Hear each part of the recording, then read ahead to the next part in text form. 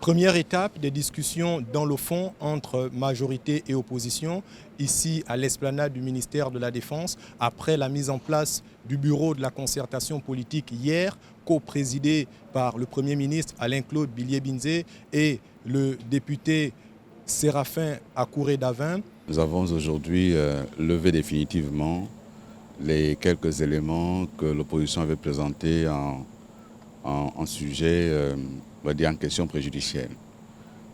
L'opposition y tenait parce qu'elle souhaite que les délibérations que nous transformerons en recommandations soient traduites en texte de loi et en avoir la certitude.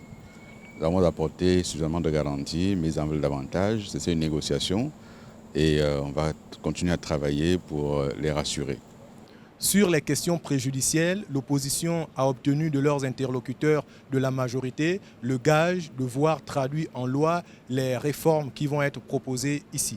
Nous attendons toujours la signature du décret du chef de l'État, mais les engagements sont néanmoins pris par les responsables de la majorité.